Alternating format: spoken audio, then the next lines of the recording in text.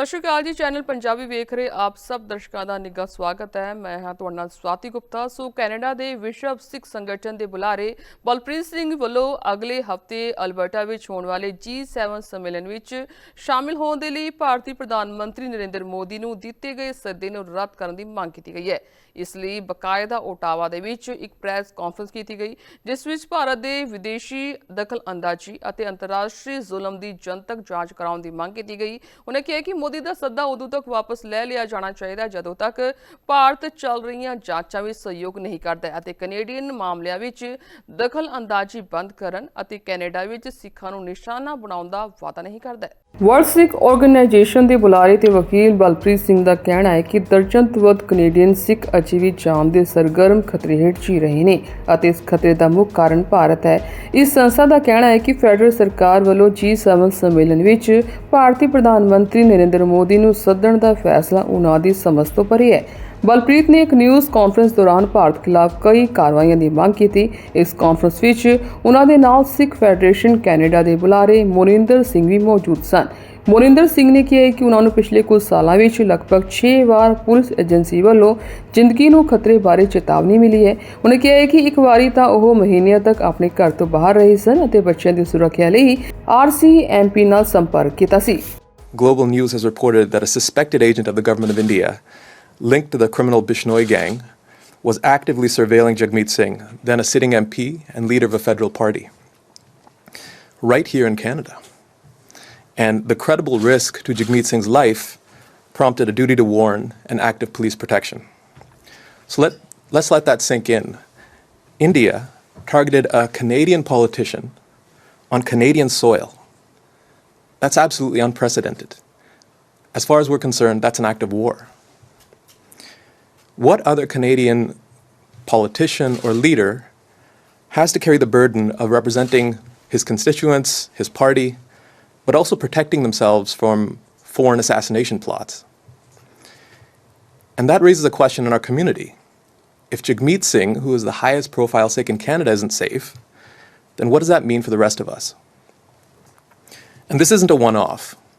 It's the latest and the most brazen in a chapter of transnational oppression directed by India at Sikhs in Canada.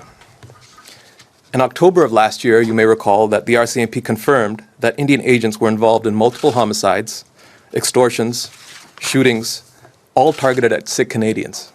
And that same day, Canada expelled 6 Indian diplomats who were suspected of being involved in these crimes.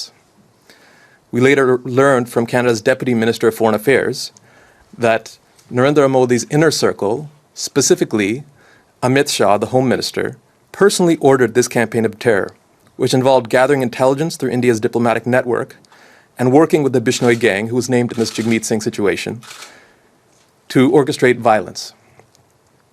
I'll point out to you that the Bishnoi gang, as recently as last month, took responsibility for the murder of a Sikh businessman in Mississauga.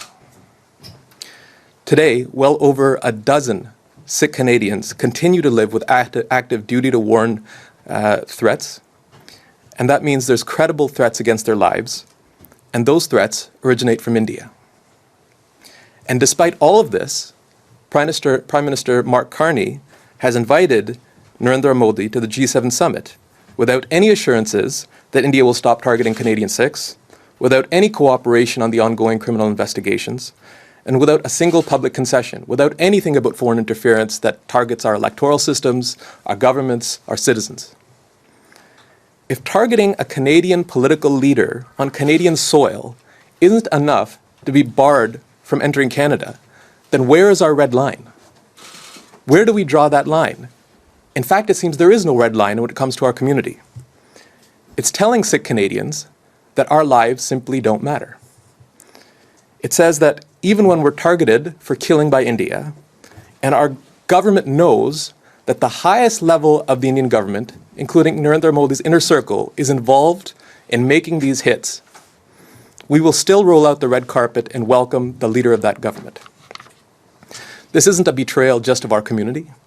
This is a betrayal of Canada's core values of sovereignty, self-determination, justice, and the rule of law. So today, on behalf of Sikh organizations across Canada, we are making some concrete calls for action. Those three demands are, firstly, that a public inquiry into India's foreign interference and transnational oppression be held. Secondly, intelligence sharing agreements with India and any intelligence sharing should immediately be cancelled. And finally, the invitation to Narendra Modi to the G7 summit should be withdrawn unless India cooperates with Canadian law enforcement in the ongoing investigations and pledges to no longer interfere in Canada and to no longer target Sikhs in Canada. But I want us to understand this isn't just a Sikh issue, and that's really been the pain. At least 3 murders in Canada, extortions, shootings, now targeting a federal political leader. This doesn't compare to foreign interference by any other country. And if we allow one community like ours to be targeted like this, it means every Canadian's at risk. We can't afford the double standards that we're seeing, and we have to take a strong stand, just like we've done with China, Russia, Iran. For India, this isn't just an invitation, it's a capitulation. And that's the way it's been framed in the Indian media. This means it's open season on Sikhs in Canada. It's embarrassing for Canada, and it's dangerous for Sikh Canadians. So I'll close with this, that this is a moment that called for courage. We cannot bend over backwards for India. We need our government to start standing up for justice, for accountability, and the safety of all Canadian Sikhs, as well as all Canadians. ਸਾਡਾ ਹਰ ਇੱਕ programme ਵੇਖਣ ਤੇ ਸਾਡੇ ਨਾਲ ਜੁੜਨ ਲਈ subscribe ਕਰੋ channel Punjabi ਤੇ ਨੋਟੀਫਿਕੇਸ਼ਨ ਲਈ ਬੈਲ ਆਈਕਨ ਵਾਲੇ ਬਟਨ ਤੇ ਕਲਿੱਕ ਕਰੋ।